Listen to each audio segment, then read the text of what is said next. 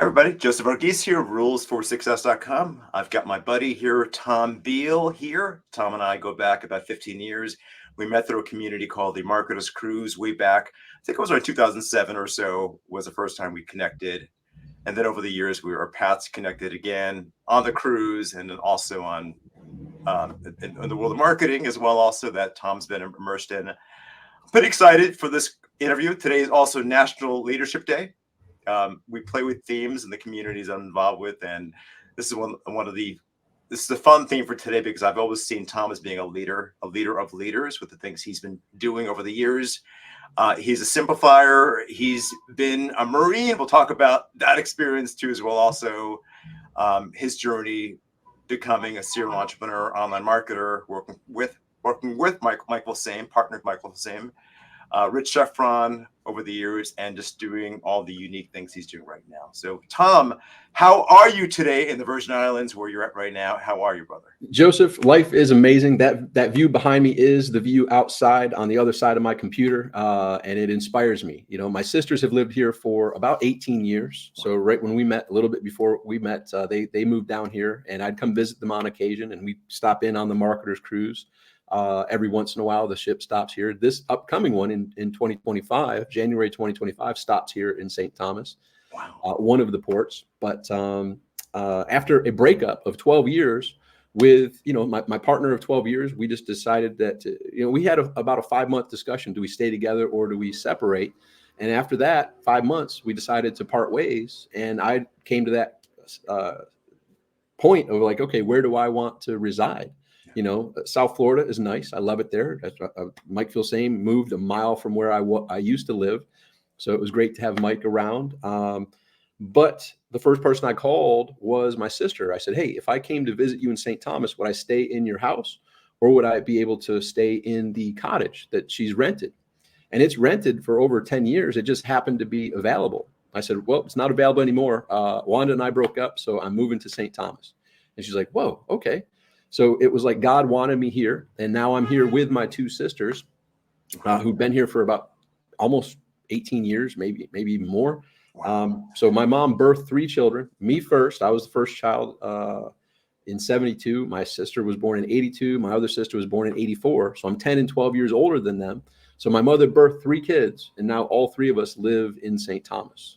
In paradise. Kind of like serendipity. Yeah. So that's where I'm getting regrounded. I'm now in the creation of my next and best chapter yet. So, life has twists and turns. Life takes you down different paths, and each moment you want to assess where am I and where am I going. And at this particular juncture, it's nice to be here in paradise. I moved from South Florida, Boca Raton, so that was kind of a paradise as well. Yes. I did move originally from Rochester, New York, down to South Florida to work with Rich Chevron as president for Strategic Profits back in 2011, and then lived there up until this past May when I moved down here to St. Thomas. So life is good. You've had quite a journey, my friend. You've had quite a journey over the years. Yeah. Right. I remember when I first connected with you, you're traveling to New York, working with Michael Same, launches, things involved with MikeFilsame.com, and Butterfly Marketing was one of the top launches, pretty well known in internet marketing history, going back 15 years now at this stage. It's a lot of pivots, a lot of unique pivots. You're also a Marine, right? Semper Fi. Once a Marine, always a Marine. Yes. So served in the Marine Corps 1993 to 1997.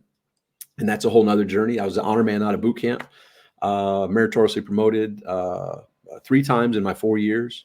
And it was a great experience. It really taught me things that I wouldn't learn in the real world. Like I learned a lot of things that were I didn't think I would need in the real world. But as the real world becomes more weird and odd, I reminded, wow, I learned some skills that might have to be applicable in the real world. But I did learn a lot of leadership. We talked about leadership. So I was a leader in boot camp, a leader in my MOS school, a leader in the fleet. And it was a great chapter that I'm sure we'll have some fun stories to discuss in our chat today as well. Looking forward to, my friend, and excellent. So in this chat here, rulesforsuccess.com. So access this interview here. Also the website, rulesforsuccess.com. We'll tap into some of Tom's rules for success, his journey, some life lessons he's had over the years, maybe even advice he'd give to himself as an 18-year-old before entering the Marine? What's one thing he'd offer himself? We'll tap into that too as the conversation progresses. So it'll be about Mhm. half an hour long. Mhm. We also have a second brand called momentumtips.com. We'll capture a couple of amazing tips from New York, from Tom. I'm a New Yorker, so Yeah, sure. Tom is, and I'll be mindful to slow down my pace, because when I'm with other people who are extraordinary leaders, people I've known for a lot, I get excited. I'm an extrovert, so I'll be mindful to slow down so Mhm. we can capture all the goodness, greatness that Tom shares here. Tom is a simplifier as well. Tom, the simplifier, it's a new brand for yourself, past 10 years you've Yeah. embraced. Is that correct? Yeah, it's I have this reputation of getting to the top of everything that I get into. So I was a national bicycle champion. I was a top wrestler. I was a top salesperson in the corporate world. Decided to break out of the corporate world, become an entrepreneur. Became top in the internet marketing space, and there were many strategies that I used that uh, were applicable in all the different areas that were seemingly unrelated. So the same steps that helped me become the national bicycle champion were the same steps that I used to become a top wrestler, and the same steps I became #1 salesperson as, and the same steps that allowed me to produce amazing results online. And I broke that down into what I termed the success magnet system. And that was actually while sitting on the side of the road in Charlotte, North Carolina, listening to the towers that had just been hit. Like, so the first tower got hit in September 11th, 2001. I was en route to an early morning appointment in Charlotte with a top interior designer who was the interior designer for many of the most famous NASCAR drivers. When I heard that on the radio, and when I heard, I was like, wow, I lived in Manhattan for a little while. I don't remember seeing any planes. That's a weird, I'm interested to hear how the heck that happened. And then when I heard the second incident happen, I pulled over. I called my office. We started at 8 a.m.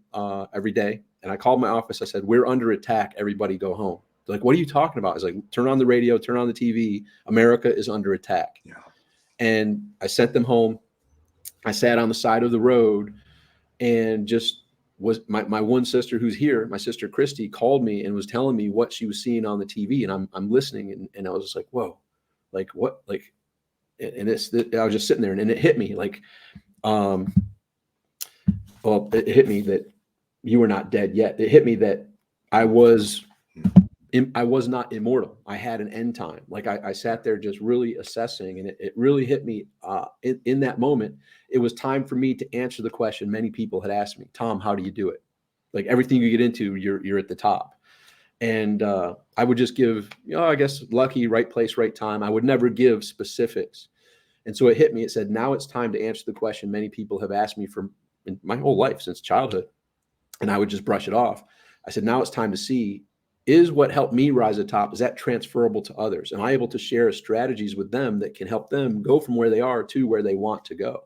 Wow. So on that side of the road, I committed to, now it's time to become a teacher, not just a student, but now it's time to also become a teacher. So I by the end of October, I booked and hosted my first live event in a hotel room without knowing what I was doing. Like in 2001. Sorry. In 2001, October 2001. So shortly after 9/11, I made that commitment. I'm going to teach. And so from my networking around and going to Toastmasters and going to Business Network International and things like that, I invited people to come to the hotel.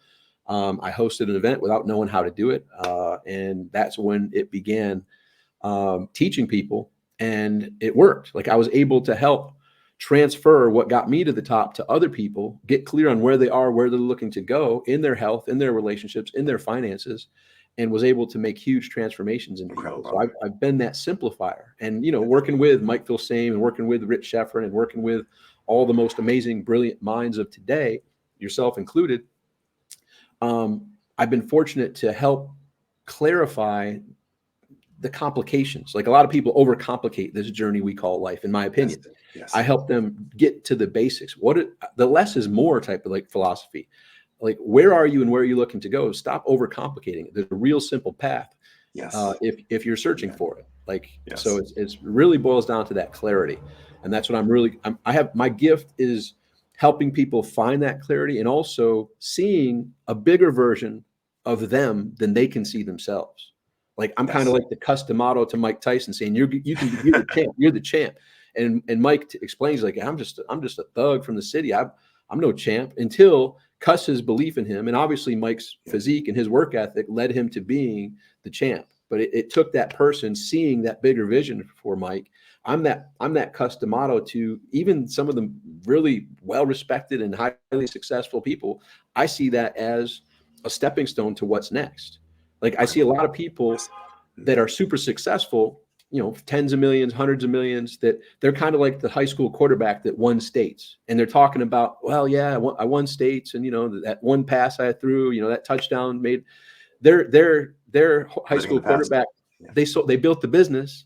Yes. And whether they kept it running and have someone else still run it, or they sold it, that's what they're talking about, the business they built. They're not talking about what's next. And that actually led to, like, if I'm reflecting back, that was after the butterfly marketing launch. I was on the phone with Mike, and I was doing some deals with one of my heroes, the 4-time NFL Hall of Fame quarterback, Jim Kelly. He and I formed a corporation. I introduced him to #1 best-selling sales author of all time, Jeffrey Gitomer. So I had some fun things going on. And I helped Mike with the copy for the launch and the spelling of it and all that. The launch did well. And when I'm on the phone with him, he made a statement. Well, I guess that was it. I guess I blew my wad. And then we hung up the phone. I called him back. I said, Mike, not only you said something that made me think, like, no, this get you out of the atmosphere. Now I see you doing a multi-million-dollar launch every couple of year, maybe once a quarter, right? So that led to he and I having a conversation, like, hey, what are you doing? And what are you up to? And then we're like, why don't we join forces? So we joined forces from 2006 to 2011 off of him having a very successful launch. He was the second person to do $1 million launch. John Reese did the first one in 24 hours. Right. And Mike was, with less than a week, he did over $1 million in butterfly marketing. And at that time, his statement, as simple as it sounded, well, I guess I blew my wad.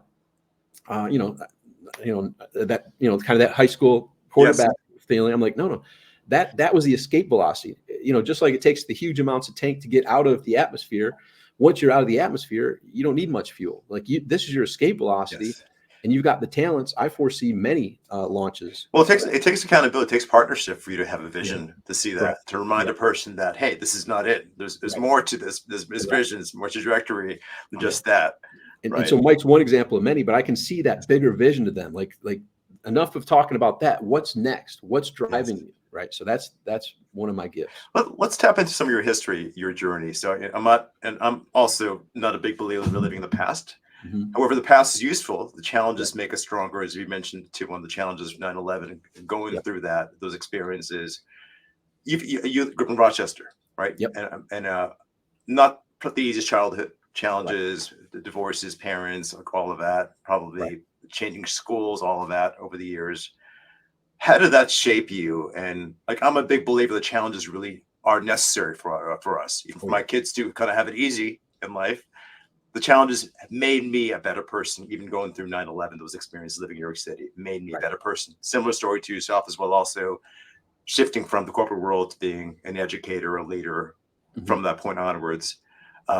Talk about your journey, and also when did you find personal development? Because I know you often talk about Napoleon Hill and you mentioned Jeffrey Gitomer and other leaders that you've had the chance to shake hands with and work with over the years.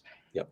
How did you go from a challenging childhood going into the Marines and at some point immersing yourself into leadership and personal development? How did that? So I was born to teenagers, a 17-year-old mother, 19-year-old father. And it wasn't an accident. That was actually an intentional pregnancy because my dad had been drafted and was getting put in the Army. The truck in St. Thomas, trucks drive by. We roll with it. So they were young, but in love, and he got drafted and was going in the Army, and she proposed to her parents, my grandparents, hey, I want to move with him to Texas. And they said, absolutely not. She's only 17. So they took it in their own hands and intentionally got pregnant. And so she did bring me to Texas. And it's a really crazy story. That was Fort Bliss, Texas. And I didn't even know until I was 20 years old. And I told my dad I was going to my MOS school at Fort Bliss, Texas. He's like, you're messing with me. You're not going to Fort Bliss, Texas. I said, yeah, why would I make that up? He's like, wow. He's like, and you're doing what? You're doing Hawk Missile Systems? He was a Hawk Missile Systems trainer in Fort Bliss. When I was a baby, my mom brought me with her to Texas as he was a Hawk Missile Systems trainer. So my MOS was the same as his. He trained people. I was there for my MOS school learning from people that were like my dad, the Army people. It was just he couldn't believe it. He's like, wait a minute. So anyhow, so they intentionally got pregnant. with me. So it wasn't like a mistake. But anyhow, it was tumultuous. They were kids, right? Yes. Kids having kids. So I was born to teenagers, raised around 4 divorces and 6 marriages between my 2 parents as a child. Went to 9 different schools by 8th grade, alcoholism, abuse, neglect, all that stuff, in and out of many families, in and out of many schools. And I too believe what you said, Joseph. Those challenges molded me into who I am. That was the boot camp of my life. Yes. And that made me, when I got into different schools or different sporting things, when other people were stressed out or flipping out because of whatever challenge we were given, to me, it was nothing compared to what I'm dealing with at home, what I'm dealing with in all the craziness. Like, so my level of being able to handle chaos, I'm like an expert. Like I grew up, that was Yes. my forging grounds. And that's what I was used to. So it trained me to be a leader, and it trained me to remain calm and cool when everyone else is flipping out. Like people that don't have those types of challenges, some small little thing happens and they're losing their mind. For me, it's just like, this is nothing. Right. So, and I feel that quote that's true from W. Clement Stone and or Napoleon Hill: every adversity carries with it the seed of an equivalent or greater benefit. So every adversity or challenge that we have teaches us these lessons that are in time going to be the greatest benefit for us. It's not comforting words when you're going through challenges, but in due time, those challenges, you'll look back and say, thank God that happened. So like, Yes. thank God all that happened in my childhood, because that molded me into who I am today. Everything does. And then how did I get into personal development? It was my young mother, and I look back and I just say, wow, how fortunate was I that she, as a single mother, plugged into Avon, plugged into Mary Kay, plugged into Electrolux. And those were direct sales and or network marketing companies. And so as a child, 6, 7, 8 years old, I'm in the back playing with my trucks and I'm listening to Mary Kay Ash do trainings, right? Who's one of the Amazing. best. Yes. So Mary Kay, and in Mary Kay, I was exposed to Jim Rohn, one of the most amazing personal development trainers of all time. I was introduced to Zig Ziglar, right? So in my mom's entrepreneurial, doing what she had to do to be a single mom and have some type of life, I was learning. Little did I know, like kind of like I tell people, when we hear the radio, you can probably sing along to hundreds of songs, not because you sat and studied them, but you just heard it over and over. Yeah. So little did I know, I was learning this stuff. But when I would go with her to her Electrolux appointments or things like that, I would point out, oh, Mom, you forgot to do this. Like I was learning how to sell the Electrolux, I was learning the sales process and all this stuff, whether I knew it or wanted to. So kind of just by my mom's go get it attitude, it introduced me to that. And that led me to, in college, getting a vector marketing advertisement to sell Cutco cutlery. And I went Yes. at 17, 18 years old to go learn from this amazing vector marketing how to sell Cutco cutlery. And I became a top salesperson at 18 I years love old, it. I love it. and door-to-door sales. And the funny part is, some of my friends did it too, because I was doing so well, and they weren't having success. So I rode with them, and I was like, what are you doing? Like, you're not doing what they trained us to do. You're making up your own. Like, no wonder you aren't having any success. They'd come with Yeah. me, and their mind would be blown, because I was going word for word of the script that we had rehearsed. Right. And they're like, wait a minute, you're just doing it word for word. I'm like, yeah, because it works.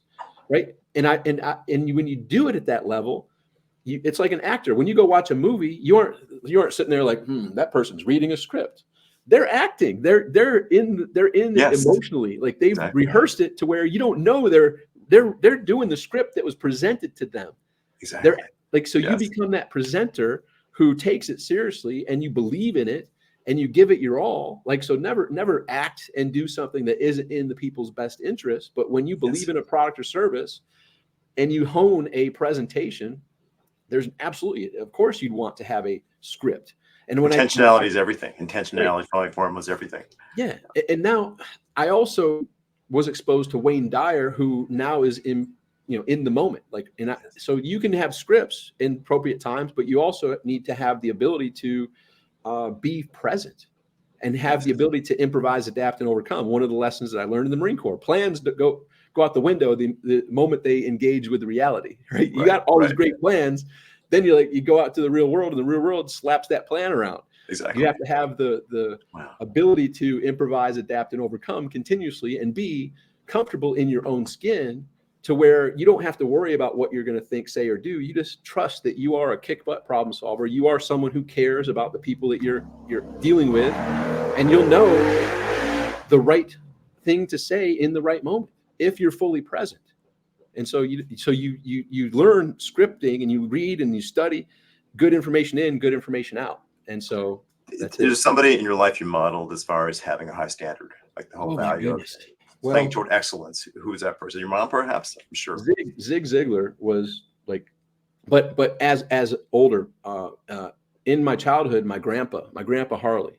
So my son's name is Harley. My middle name's Harley. My grandpa Harley was kind of like, I mean, my grandparents, my mom being 17, they were young enough to have me as like, they could have had a baby that was my age, like at their age. They were fairly young. So with all the adversity and stuff, I spent a lot of time with him, but he was a hardworking hardwood floor man. So I went with him to lay hardwood floors and such. And so one example that he taught me, because we'd go into the new homes and there'd be certain rooms with hardwood floor and other rooms with carpet and whatnot. So he'd bring his team, his equipment, and I would be there as a little helper. And he's like, "Hey, Tom, go in that room and sweep it up." The room was a mess. And I said, "Papa, we didn't make that mess." I called him Papa. He's like, "Well," he got down on a knee. He said, "Well, here's a lesson." He's like, "Everywhere I go, I leave a place better than when I got there." Love it. Yeah. So he said, "So even though we didn't make that mess, we're not going to leave that mess. We're going to clean it up because we take pride in what we do." Yes. And so I got it. Like, so he taught me like really how to go above and beyond, and have high standards. Right. So my grandpa Harley was hugely influential as a young child to me. Incredible man. Yes. Still is to this day. Yeah. Middle name, and also your son's name is, you gave your son that gift as well. Also incredible. Yep. I love that. I love that value. Make it better. Make the day. Our core values for our communities: make the day better, make each other better. It's that simple. My statement that I end every email, every talk with, and I'm known for, and my podcast is named "Make Today Great." That's Make Today Great. Right? How can I make today great for the people that I'm interacting with? That's my goal. Yeah. Fantastic. So great mentors, your grandfather, your mom, being the backseat of the car, getting an entrepreneurship. So what point post-Marine, you mentioned 9/11 happened, right? Yep. And at what point did you go on full on being an entrepreneur? So after the Marine Corps, I went into sales. I went into car sales while I was going to college. And then that led to copier sales. And that led to advertising sales. And in the sales world, I became number one in 5 separate organizations. You know, and my whole thing was, when I get into this organization, I'm going to rise at the top. And so I did. But the view that I thought I'd have at the top wasn't what I envisioned it to be. So I'd get to the top and it was not the view that I was expecting. So, oh crap, it had a ceiling. There was a ceiling. And I'm like, I did it all. I'm number one, but I thought it would be different than still paycheck to paycheck in essence. So I was number one, but not financially rewarding. And then in North Carolina, in 2001 and 2002, I started researching how to get clients online. Because it was like, look, this online media, like I'm going networking and doing all this stuff, but there's got to be a way to get clients online. And I ran across Corey Rudel, Internet Marketing Center. He passed away about 14 years ago, right? 2005. Yeah. Yep. So I bought Corey Rudel's program, and I saw Corey. Corey's a smart, brilliant. He was ahead of the curve. But I was like, he's not that much smarter than me. And I like his lifestyle better than mine. Like, he's traveling the world doing fun stuff. And I was like, man, that's what I want. Like this cubicle and this working in corporate world is just, it's not for me. Like, so now I'm pounding my chest. I'm like, look, I was the honor man out of boot camp, a top wrestler, a national bicycle champion, number one in all these sales. I'm going to be the fastest millionaire as an entrepreneur ever. And I broke away from the corporate world and skidded on my face. And there's a whole different, it's not like any of those other things. It's a whole different mindset. It's a whole different set of actions and than being a top salesperson. Not all top salespeople are great managers, and not all great salespeople and or managers are great entrepreneurs. Exactly. I thought I was just going to be, entrepreneur stud, and I was entrepreneur scraping my nose on the results. I wasn't getting the results. And then I started going to live events. Yes. January 2005, I went to a live event where it was the whole internet marketing game elevated. It was called Unleash Your Marketing Genius. And it was one of the dudes who I met in North Carolina from my networking. He used to work with Jim Rohn. He was a salesman for Jim Rohn back when Tony Robbins was a salesman for Jim Rohn. So I met this guy, Ricky Rainbow, and Ricky was speaking at this event.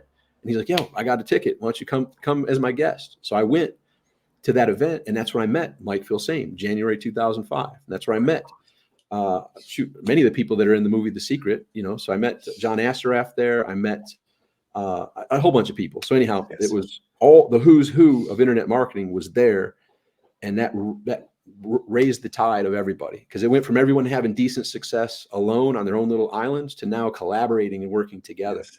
And it took people from hundreds of thousands to millions, then tens of millions. Like it was that through collaboration, partnerships, and learning from each other, right, and beyond. Yeah. So live events changed everything for me, and then Mike Filsaime and I met, and we did some cool things together in 2005, and then right after the Butterfly marketing release, that's when we had that conversation and teamed up. So it's live events changed my life. And courses. So I bought the Corey Rudel course that opened my eyes to what's possible, and then bridging the gap of, okay, that person can do it. Am I capable of doing it? Believing that it is possible for you. So my 5 steps that I replied into all. Bring it on. My 5 steps: vision. You got to have that vision. Like I want that. So when I was a bike rider, I wanted to do the tricks. I wanted that. I want to be able to do that. In entrepreneurship, I want the life that Corey has. I want the life that these other people have. So vision, it starts there. What do you want? That vision that captures your heart and just know, like, I'm going to go all in. I'm going to do whatever it takes for as long as it takes, ethically and honestly, to get that result. That vision has to be, that driving force for you. The second step is belief. And belief, if you believe something's true, that's kind of like, yes, it might be, or yes, it's not. My last name is Beal. I say belief. Belief, it's done. It's just a matter of time catching up with it. It's not a matter of it may or may not. No, it's belief is it's done with certainty. So you have to have belief, not just a level like, I'm going to give it my all. Maybe I win, maybe I don't. No, I'm going for it. I'm going, and I'm leaving it all on the field. And that level of belief really is impactful. Then the third step is identify and align. That's finding the people who can be your coach, who can be your mentor, who have accomplished similar results that you're looking to accomplish. They've been there, done that. And many times you can get it. Nowadays, like never in the time I grew up and you grew up, we had to pay Nightingale Conant hundreds of dollars for the courses, right? And now it's you can get it on YouTube, on podcasts. This amazing value that we're talking about. You can find value. You can find your mentors without having to invest anything other than your time and research. But there comes a point where you want to identify and align those mentors who can really expedite your journey. Like they're going to be ones that hold you to the fire, that give you the steps to take. So vision, belief, identify and align. The fourth step is commitment to action. Look, we know how to get healthy. I think every one of us knows how to be healthier than what we are right now. Right. We just don't do it. Right. So we know what to do. So the fourth step, commitment to action, is you have to really have the discipline and determination to do what's yours to do and not do what's not yours to do. Like it's pretty simple. And then the fifth step, I call the secret step, is have fun. This journey's brief. Love it. You got to have fun. Brief. So whether it's a day, a week, a month, a year, a decade, this whole life is over before you know it. So you have to embrace, have fun. You're not dead yet. That's where you end up. You're dead sometime. We don't know when. We think we're guaranteed next tomorrow. We think we're guaranteed tomorrow, next week, next month, next year, next decade. We aren't guaranteed tonight. Exactly. We all have friends and family. I was just talking to that person. That's how it works. Joseph and I were just talking. Like, it's like, how'd that happen? That's life. We don't know when it's going to happen to us. So go for it fully and unapologetically. Live your life as if tomorrow's your last day, but as if also you're going to live to be 120 years old. Take care of yourself. Get clear on where you are. Get clear on where you're going. The analogy I give people is you are not dead yet. A. B. Make today great. We talked about that. C, I am me, F you. I am me fully and unapologetically. And then the other aspect is treat this as you would treat a trip to the amusement park. And this is life. So when you go to the amusement park, when I go with my family, if we have the ability to, we're there. We're the first ones there and the last ones to leave. If we have a day or 2 days, we're maximizing our joy there, and we're going for it. And when we're in there, like, okay, it's time to eat. We eat fast and we get back to doing what's ours to do, which is have the most joy. So if you add that type of urgency to your life, like, look, it's over before you know it. So let's maximize this. Like, treat your life as if it's a quick trip I to a amusement park. I love it. And the amusement park has roller coasters, so ups and downs, right? Yeah, All of that, yeah. and different rides, and And, around. and when you go to amusement park, your goal isn't to ride every ride. Your goal is like, hey, here's what I like. Get clear on what you like and go ride those rides. And sometimes the ride's down and you don't sit there and cry about it. You're like, oh crap, all right. Well, what's next? It's always what's next. So if you can treat your life as if you're at the greatest amusement park in the universe, that's going to add a sense of adventure to you. It's going to add a sense of you're getting no more procrastination. Like, you aren't procrastinating when you're walking with a purpose. You got stuff Yes, to do, and the clock is ticking.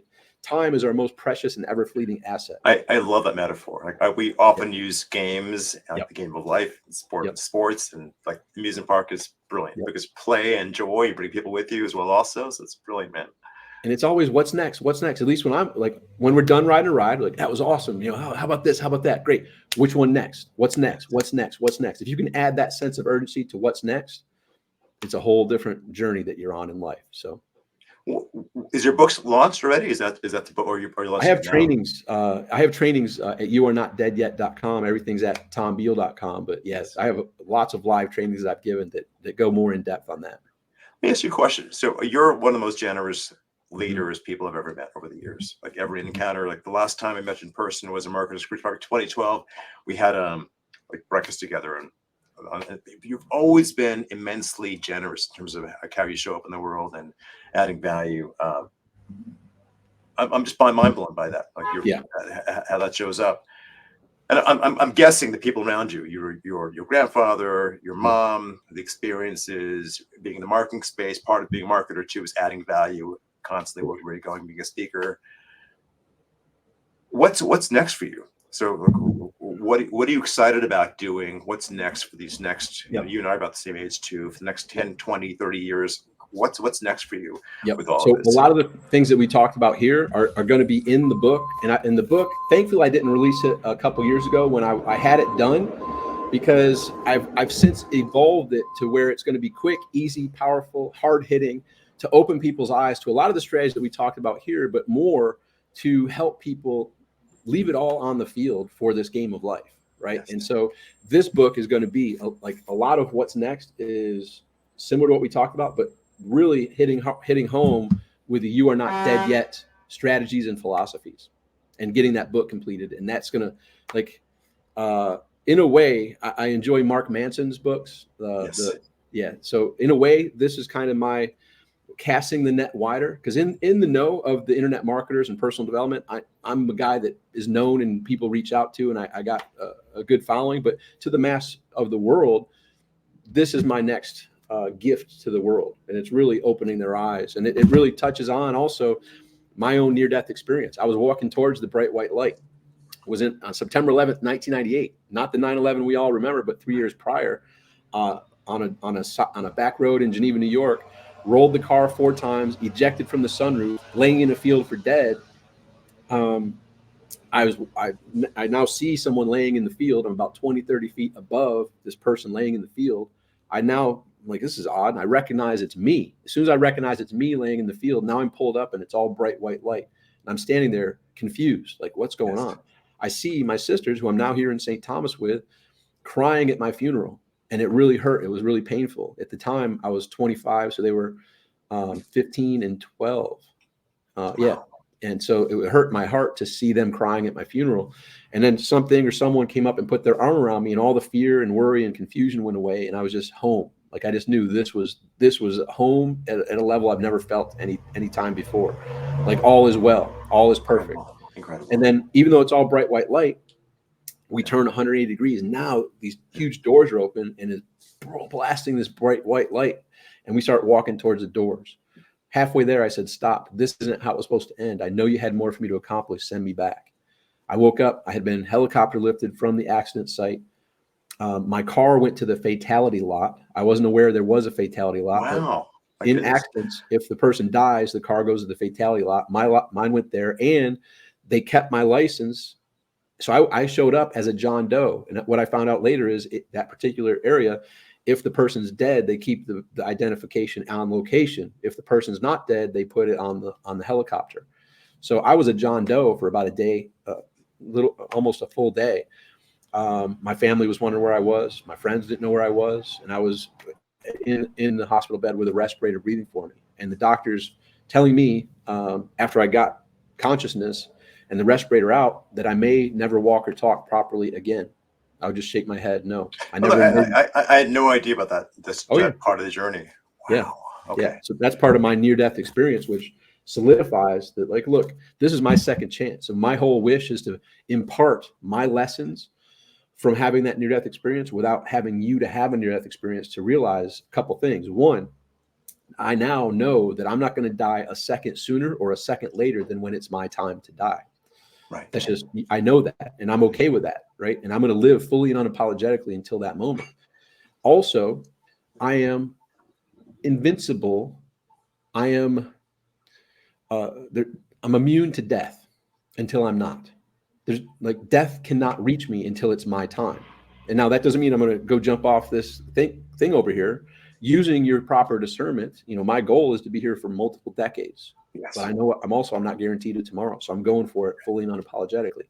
So I'm immune to death until I'm not. So I'm going to live before I die while I can.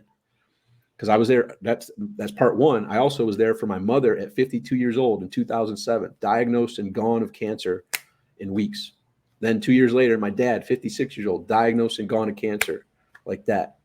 So this life is brief. They were both healthy. They were both young. Yes. But it was their time, right? Yes. And so I impart all this to help people really embrace going for it in this life. And regardless of the past, yeah. When is the book being launched? And the book is more to cast the net, but yes. The trainings are already there at youarenotdeadyet.com. The trainings far exceed, like the book is to get people into the trainings, and the book is just to expose people of me. Like, so you're exposed to me now. So the trainings are there at youarenotdeadyet.com inside my iOS app. And that's the most important, right? So the book, it'll be done. I know I have to have a deadline for it. I don't have a deadline at this point.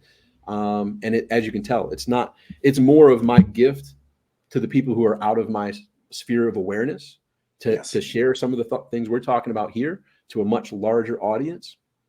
It is my goal with the book, but the real goal is to get them to the trainings, like this training here that you're in. And so their trainings are already there. And that's the next step. So I don't have a date for it yet, but the trainings are there, and that's the main.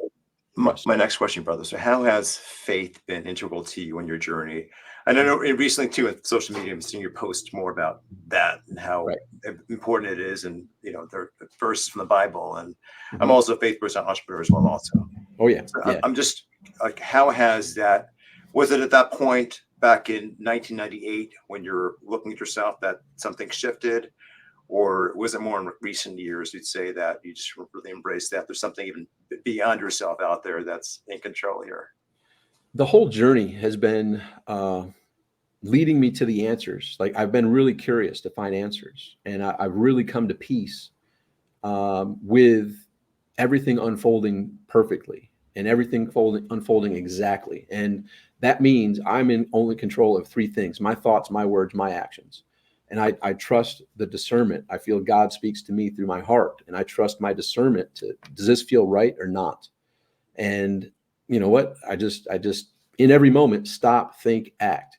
And I trust everything, every person, like even these people that are here watching this, your path crossing with mine is the perfect time. When I speak on stages around the world, I was in front of just about 2,000 people in Holland. And I said, my whole life and your whole life led to this moment. Like, this is a divine appointment. Yes. And so everything is divine. Everything is God. There's nothing that is not God. So in my life, it's just recognizing that. And some people take it's so I'm a God among gods, not a God among inferior beings. And so I see humanity as just like this body has trillions of cells in it. Humanity has like roughly 8 billion cells of humanity, and each of them are doing their part. Yes. And there's white blood cells in here taking care of the cells that are doing damage here and there. But what I don't like and see in the world is the hand fighting with the thigh, because the thigh muscle is different than the hand muscle. Like there's a lot of insanity going on. And I feel if people can just come to embrace love and embrace peace that in my opinion can be found through your search of God, can be found like, what's this all about? Like what's the real purpose of this? What's my purpose? What's your purpose? Like the more questions you ask, the more it opens up the answers that are waiting for you. And for me, the faith has really brought me a level of peace, level of wanting to help more people, connect the dots, stop overcomplicating this life and simplify it. And for me, God is one of the major key factors that brings me peace, brings me love, brings me hope, brings me joy. And it's all God, everything. Right. So that's my answer. My friend, you've embraced all the gifts that God's given you, or the Creator's given you. And that's the key thing also, as we end up on our death floor one day, many years from now, recognizing, have we used the gifts? Have we been used fully for a high purpose? Well, right? And I'm of the belief that none of us even come close to tapping into our full potential that God has given each of us, right? So that's the other thing. Like I'm a work in progress, as is everybody that I cross paths with. So that helps me have more empathy. That helps me have more understanding and drive to ask more questions and help more people, knowing that nobody is reaching their full potential, regardless of whatever accomplishments they have. There's still much more, right? And there's always something else. So Tony Robbins calls it CANI, constant and never-ending improvement. That's it. I just feel become a seeker, but you don't have to do it in a hectic manner. You can do it in a calm, cool, collected manner. There's times to be hectic, but it's very rare, in those life or death situations. But, in life, kind of going back to our challenges, when challenges occur, like, well, I didn't see that happening, or I didn't see that coming. But good news, I'm a kick butt problem solver. So I'll figure it out, and I'll trust that I'll call a friend. I'll research. I'll figure this out somehow, whatever this is. Yeah. Those five steps you have are extraordinary. They really are. So I'm excited about the book. Of course, your resources, trainings, your website, and people can access you, and you're out there speaking and adding value constantly. If you could give advice to someone who's 18, or perhaps even the 18-year-old version of yourself before you joined the Marines, what's something you would offer? What's something you would offer as far as some advice? Lack of clarity is the root of all failure. Clarity is the root of all success. Just like you won't get in a car and go drive around aimlessly. I mean, even at 18, there's times to do that. But if you want to go somewhere, the first thing you need to get clear on is, where do I want to go? So circling back to the amusement park analogy, you're not there. The goal is not to ride every ride. The goal is discover what rides you like and go ride those. Like, so what ride do you want to ride? And so clarity, get clear on what you want. And I would recommend you start with researching how to get to the optimal health level for yourself, because with health, you'll have a strong foundation for other things, and you'll have the discipline, because it takes discipline, it takes research, it takes intention and follow through to become that healthiest version of you, not to become obsessed, 20 hours a day, but to be like, this is the vessel that you've given. And right outside, this is the backdrop here. There are multi-million-dollar yachts. Jeff Bezos's $500 million yacht is not far from me. Our body is exponentially more than Jeff Bezos's $500 million yacht. This is a multi-billion, multi-trillion-dollar vehicle. How well are you treating it? Just like you have cars and we have houses and we have planes and we have boats, this surpasses all. 1,000%. Take care of this. And this is one of the religious lessons I missed as a child, because I heard, things like that of, this is your temple. I didn't know what a temple was growing up and all that chaos, but I know what a nice car is. I know what a house or a boat or a plane is. This vehicle is the most coveted vehicle in this most amazing amusement park in the universe. Just follow along. What if that is true, right? So how do you know that's true? Because you can go rent a big old yacht. I mean, around here, you can get a nice yacht. You spend 25 grand, you'll have a nice yacht for a couple of days. You spend $250,000 in a week, you get a really nice yacht. If your body, I'm saying your body, not just because I'm in decent shape and Joseph's in decent shape, but your body, if you can fog a mirror, how much would Steve Jobs pay to rent your body for one day if he could? The answer is all. The answer is all. $60+ billion for one day in your body. That's how valuable your body is. So how about you treat it like that? Powerful call to action, Yeah, brother. That's yeah. just really, So yeah. that's the best advice. And that's you Yeah. take care, like recognize, look yourself in the mirror. Like, this is your unique make and model, multi-trillion-dollar vehicle. How well are you taking care of it? You might want to treat it nicely. You and I are in our 50s now. And Yep. last year, I lost 5 friends, people I know in their 50s. And one was 49, others were 53, 55. Right. And I'm just aware that this life is short, and it is imperative, as you just mentioned just now, to make those choices. Doesn't may not take much, but it does take an investment. That you're right. This body is a temple, and it's priceless to be able to make those small investments, especially knowing that we can be able to have the energy, be able to provide more and show up powerfully, ongoingly, whatever age we are in life. So really brilliant, powerful, really powerful call to action. Very cool. On this session. Really great. Any other words of advice to give? Don't beat yourself up so much. Like have fun. You remember the 5th step, have fun. This journey is brief. You're not going to be at the amusement park pissed off about politics or pissed off about whatever so-and-so said or did. You're there to have a good time. Have a good time on this journey. And for me, when I'm clear on where I want to go and I'm walking with purpose to get there, that's part of the fun too. Like, how many steps do you put in the amusement park? A lot. So the journey to get there is equally important. Have fun on the journey. Don't say, oh, I'll have fun when I get there. No, have fun every step of the way. This journey is brief, and fun, is different for everybody, right? As long as you're not hurting anybody, have fun. Like, be you. So I am me, F you. That's I am me, F you. F you, take it as it sounds, but also F you is fully and unapologetically. Be you fully and unapologetically. Own you. Own it and be it. So much value here, honestly. Yeah. Just chunk so much down in about half an hour. It's mind-blowing. Cool. Really appreciate this conversation. We live by that as well also. Like, every day is a game. The game begins when you wake up. The game ends when you go to sleep. Yep. And the way to engage in that game is to play. That's our tagline. Dare to play bigger. So fully in alignment, brother. So it's cool. Great. Any other final? So of course, people can access you through tombeal.com. It's TOMBEAL.com. It's a list of resources you have there that are freely available, resources to you, of course, and people can access you. Anything else as far as how people can access you beyond that? Oh man, everything's at tombeal.com. Enjoy it. A lot of free stuff. As Joseph said, I just love helping people. Like, I always had it, like, in that tough childhood. If I ever made it, I wanted to reach back and help others make it over that creek, right? It was a rough creek to make over. I want to build that bridge. So there's a lot of free stuff that I give to help people. And then there's a point where people want to engage and invest. And that's when it goes to a different level. So all that's there at tombeal.com, waiting for you. Incredible. Well, I appreciate this conversation. So much value here for our audience. Go to rulesforsuccess.com. That's rulesforsuccess.com. Access this will also be a mind map summary my team will put together, kind of summarizing the points. You can kind of capture it there. But of course, watch this. We'll also record a couple of tips beyond this at momentumtips.com, kind of a shorter version of this podcast where we kind of tap into a couple of really unique, powerful tips to really get your day, your week in motion, be productive with Tom as well. So momentumtips.com for those 2-minute tips. Tom, thank you so much for this being generous, this conversation.